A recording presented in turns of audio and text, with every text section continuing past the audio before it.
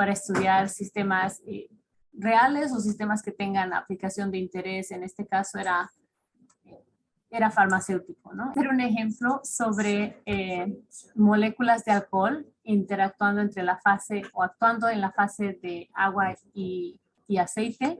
Era un estudio de simulaciones y experimentos para entender cómo el terbutanol afectaba esta interfase, ¿no? ¿Y por qué el terbutanol? Porque es una molécula higroscópica. Higroscópica. Que busca el agua, higroscópica.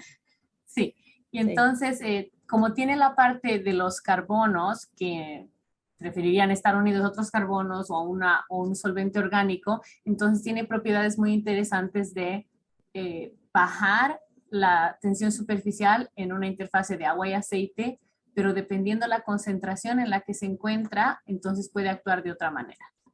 Y lo que queríamos era entender mucho más estas propiedades o sus propiedades termodinámicas y hacerlo desde el punto de vista experimental y de simulaciones, ¿no? Para poder entender de simulaciones, además, la parte atomística de qué interacciones estaban dominando ya sea la reducción de la tensión superficial o el que se mezcle el componente orgánico con el agua de manera más eficiente, o se pueda mezclar, mejor dicho. Entonces, la tensión superficial es la fuerza que hace que una fase esté junta, no se mezcle con otra, depende de la temperatura, de la presión y de la presencia de cualquier aditivo, que en este caso era el terbutanol. Y en la simulación, la manera como podemos calcular esta propiedad de los datos que tenemos en la simulación es utilizando componentes del tensor de presión, componente normal o en el eje Z y los componentes del tensor en la coordenada X y en la coordenada Y, con la fórmula que está en la pantalla. El sistema que ellos tenían en experimentos era también estos flasks con la fase de agua, la fase de ciclo hexano en diferentes proporciones, y van agregando el terbutanol y entonces medían con light scattering el grosor de la interfase, ¿no? Si es cómo era la interfase entre el agua y el aceite, y luego también medían la tensión superficial con otro equipo que ahorita no me estoy acordando el nombre. Era uno de estos bastante avanzados. Este equipo lo estaba haciendo, o estas mediciones las hacía el equipo en Rusia. Entonces lo que hicimos en simulaciones era poner nuestra celda central de simulación en la que teníamos el ciclo hexano al centro y el agua por arriba y por abajo. Ahora acuérdense que al correr con condiciones periódicas, en realidad era como que tuviésemos una franja de agua, una franja del ciclo hexano, de la sustancia orgánica, otra franja de agua, otra franja de la sustancia orgánica. Corrimos la simulación sin nada del alcohol y luego empezamos a poner moléculas de alcohol en la fase acuosa para ver qué es lo que pasaba al correr la simulación. Se hacen agregados de estas moléculas de alcohol en el agua, se van a la superficie, pasan a la fase orgánica, o qué es lo que ocurre. Conociendo ustedes que tienen un sistema de agua y aceite y le ponen ahora un alcohol pequeño, eso era la parte clave además de estas moléculas de los hydrotropes, es que son moléculas pequeñas, son anfifílicas, tienen una parte que les gusta estar con el agua, es hidrofílica, y otra parte que es hidrofóbica. Entonces, a veces, dependiendo de la concentración que tengan, se comportan como surfactantes o se comportan como cosolventes. ¿Cuál sería su intuición si ustedes tienen este setup de la simulación? Tienen agua, tienen un compuesto orgánico y le ponen un alcohol pequeño aquí. ¿Qué es lo que creen que pasaría en su simulación? Algunas ideas.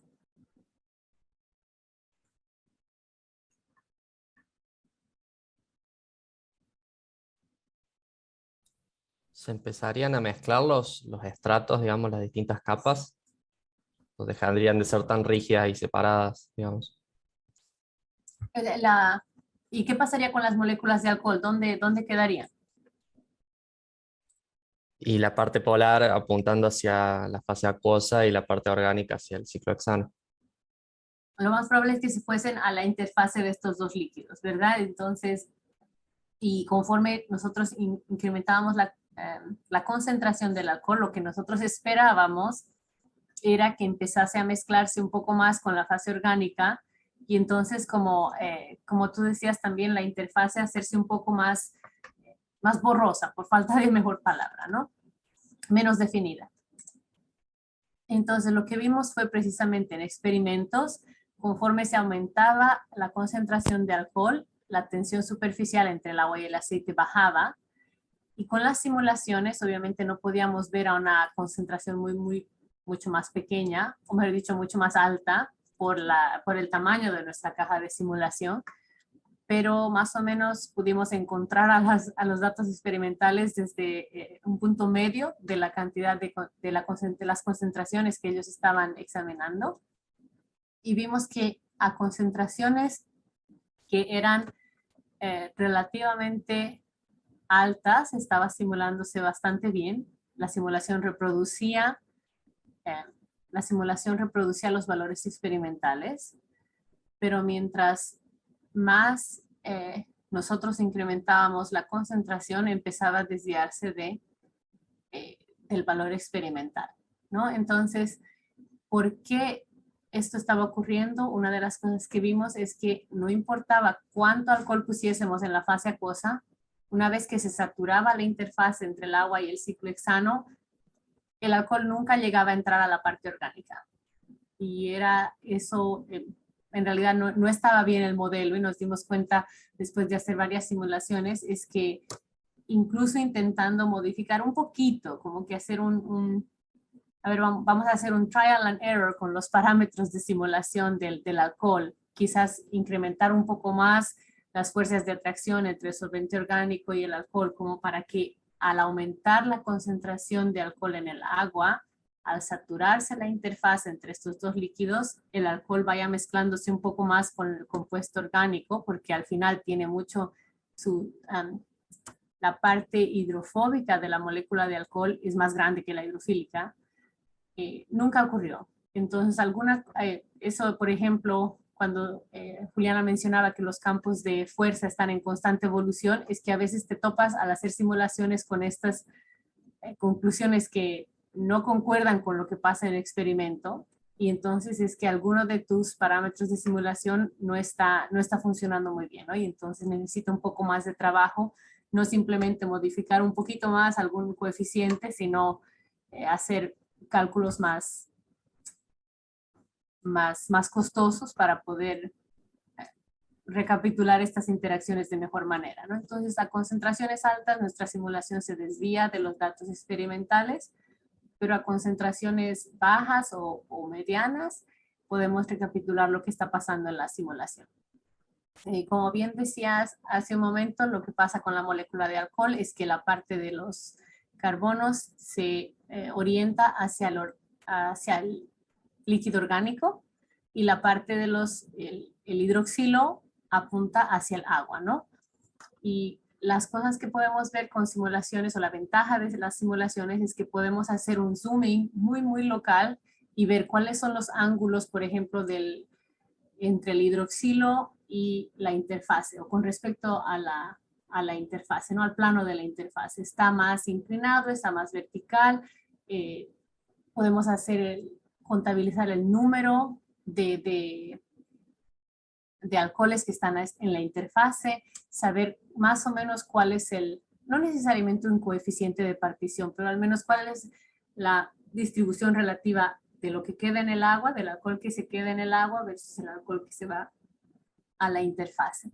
Podemos también, porque tenemos todas las coordenadas de los átomos explícitamente en nuestros archivos de simulación, podemos hacer un cómputo del radial distribution function para saber en 2 dimensiones, en el plano de la interfaz entre los dos líquidos, cuál es la organización lateral o cuál es la organización en este plano de las moléculas de alcohol. Y esto es algo que está en las siguientes diapositivas. Algo interesante que pudimos hacer era proponer una ecuación que se ve bastante complicada, pero que es derivada de las interacciones termodinámicas, de cómo este alcohol o cómo moléculas hidroscópicas pueden funcionar a concentraciones bajas como surfactantes porque reducen la tensión superficial, pero mientras más subes la concentración de estas moléculas en el sistema, entonces empiezan a comportarse como cosolventes o empiezan a llevar a tu sistema de dos líquidos más aditivos, o sea, tu sistema terciario, cómo lo empiezan a llevar a que se comporte más como si estuviese cerca del punto crítico de la mezcla, aun si estás muy lejos del punto crítico real de esta mezcla, ¿no? Entonces, fue un estudio muy interesante porque vimos que al aumentar la concentración de alcohol en este sistema terciario o ternario, al principio todas las moléculas empiezan a acumularse en la interfase y conforme vamos subiendo la concentración de las moléculas, esta interfase se satura y en experimento lo que ellos veían es que el líquido orgánico empezaba a migrar como en pequeñas micelas hacia el agua y nosotros en simulación obviamente no podíamos ver eso porque nuestro parámetro, nos dimos cuenta que los parámetros de interacción entre el alcohol y el solvente orgánico no estaban correctos, ¿no? Pero sí que la interfase se saturaba y las moléculas se orientaban de una manera muy peculiar, muy particular. Los datos de experimentos están mostrados aquí en este gráfico en particular. No están las simulaciones porque las simulaciones hubiesen estado solamente en esta región en la que el alcohol se comportaba como un surfactante. Esto es algo que sí podemos ver de las simulaciones. El equipo que hizo los experimentos solamente vio al terbutanol o el TBA y nosotros en las simulaciones hicimos el mismo estudio con los otros isótopos del butanol, ¿no? El N-butanol, S-butanol, isobutanol, simplemente para ver cómo la estructura química de la molécula es el mismo peso molecular, técnicamente la misma actividad hidrofóbica, hidrofílica, cómo la estructura química afecta la cantidad o la the strength de la influencia de este alcohol en la interfaz entre agua y ciclohexano. Entonces, al principio, todos se comportan cuando la concentración es muy baja, o perdón, cuando la concentración es muy alta, todos se comportan más o menos igual y al ir bajándola, al ir aumentándola, la tensión superficial decrece y al principio es donde se comportan de manera distinta por su estructura química. En el gráfico lo que ven es the thickness of the interface, ¿no? Cuán borrosa es o cuán definida es la interfaz entre el agua y el ciclohexano. Al principio es bastante notoria y después va haciéndose más borrosa. Y nosotros hicimos un análisis de todas las simulaciones comparadas con el experimento de cómo la densidad del sistema versus la densidad del agua y el ciclohexano sin ningún butanol, cómo esto cambiaba el thickness de la interfase, ¿no? Y todas las curvas que pudimos calcular que tenían esta forma de S, lo interesante fue que al utilizar esta densidad, esta delta rho reducida, que era todas comparándola, todos estos sistemas ternarios comparados con un sistema de agua y ciclohexano sin ningún aditivo, todas colapsan a esta curva de S general, que tiene básicamente el mismo comportamiento que les mencionaba antes, ¿no? Que el terbutanol en concentraciones bajas se comporta como surfactante y en concentraciones altas se comporta como un cosolvente. Ya la última diapositiva de las simulaciones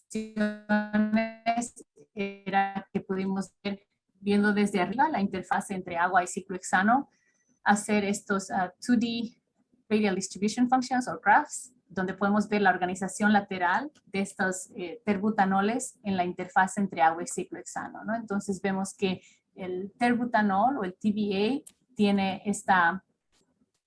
a ser un poco más esparcido en la superficie, y el N-butanol, que es básicamente como una viborita, como una colita de lípidos, hacen clústeres más compactos y pueden penetrar además mucho más en el solvente orgánico que las de terbutanol, ¿no? Terbutanol, por su estructura química, que es básicamente como un tetraedro, se queda mucho más en la interfase, incluso un poco más hacia el agua, que el N-butanol, que tiende a insertarse un poco más en la fase orgánica.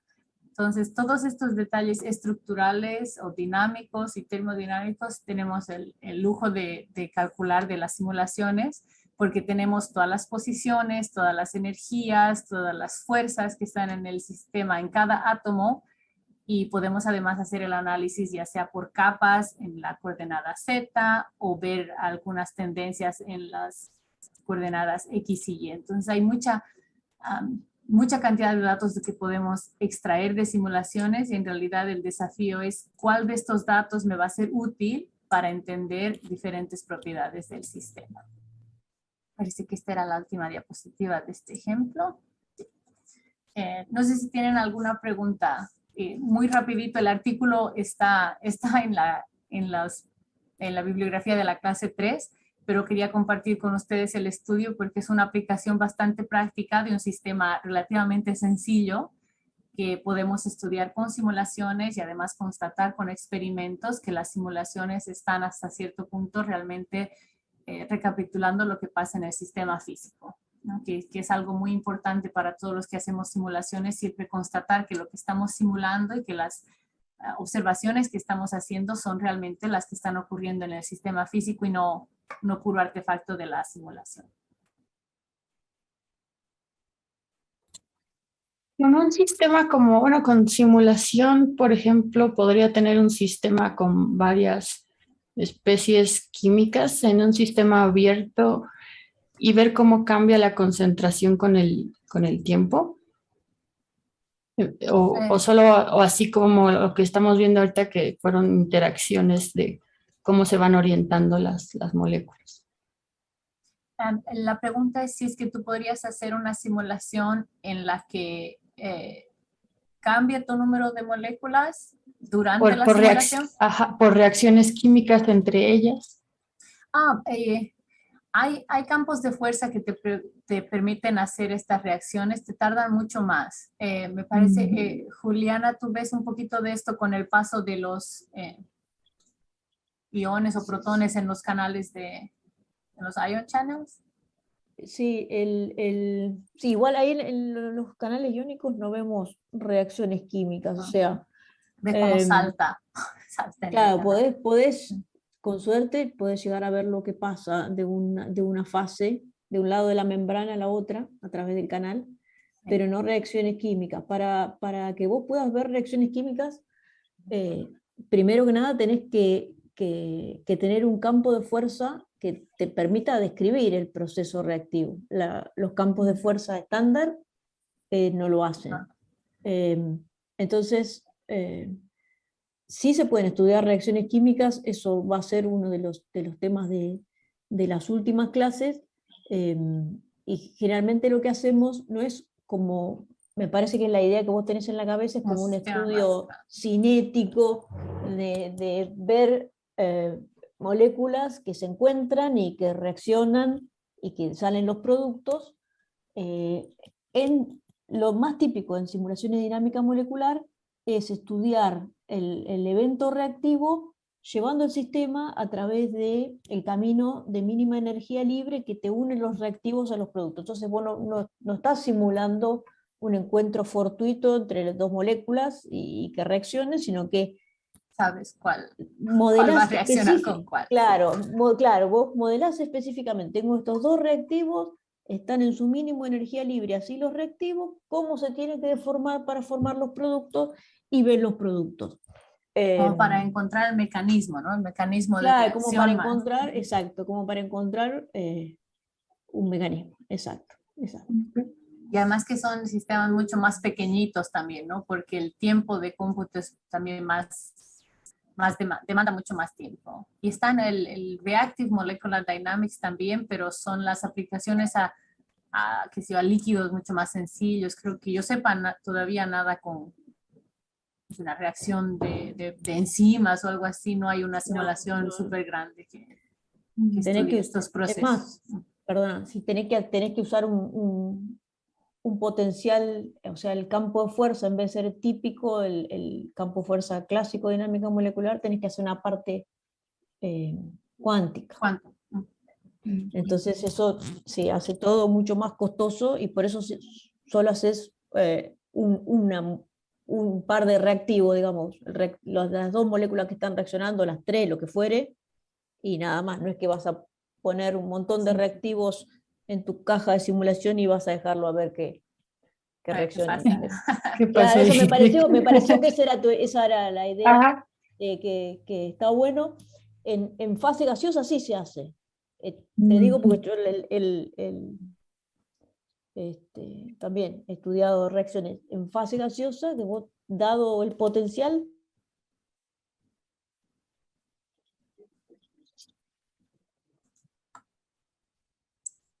Ay, Juliana, no te escuchamos. Si es que dijiste algo, o al menos yo no te escuché ya.